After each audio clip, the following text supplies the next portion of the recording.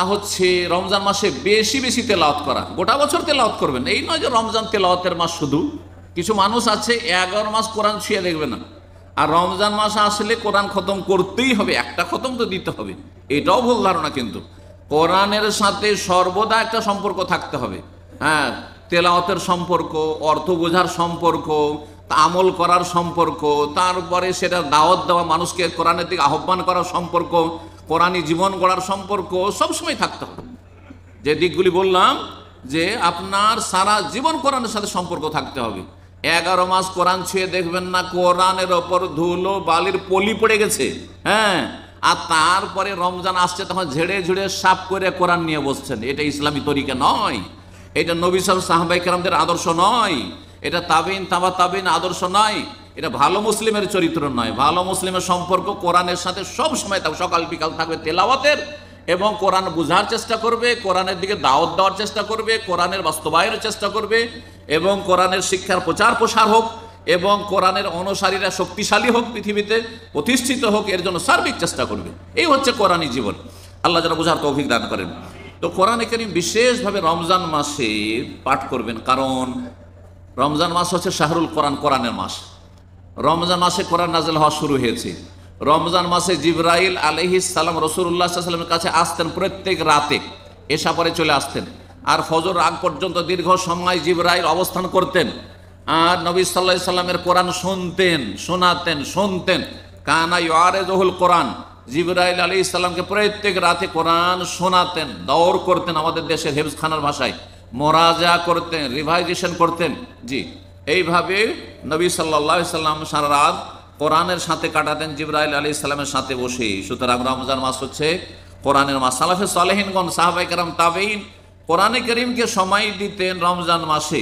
ইমাম জোহরি রাহিমাহুল্লাহ প্রখ্যাত তাবেঈ এবং অসংখ্য সাহাবায়ে কেরামদের সিনিয়র ছাত্র, তার আমল ছিল ইজা দাখালা রমজান, তিনি বড় মুহাদ্দিস ছিলেন। হাদিসের কিতাবে জোহরি, ইমাম জোহরি রাহিমাহুল্লাহ খুব বড় মুহাদ্দিস। যখন রমজান মাস আসতো তখন তিনি হাদিস চর্চা ছেড়ে দিতেন, হাদিসের পড়াশোনা ছেড়ে দিতেন, হাদিসের শিক্ষা দেওয়া ছেড়ে দিতেন। হাদিস নিজেও মুখস্থ করতেন না এবং হাদিসের শিক্ষাও দিতেন না ছাত্রদেরকে। বলতেন ফাইন্নামা হুয়া তিলাওয়াতুল কোরআন, রমজান মাসে কোরআন তেলাওয়াতের মাস, ওয়া ইতআমুত তাআম, এবং গরিব বা অভাবীকে অন্ন দানের নাম বা ইফতার করাবার মাস।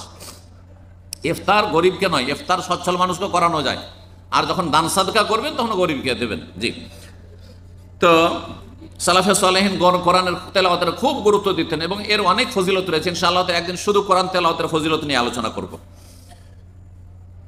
4 নম্বর আমল রমজান মাসের, তা হচ্ছে বেশি বেশি ইস্তেগফার করা, আল্লাহর কাছে ক্ষমা চাওয়া।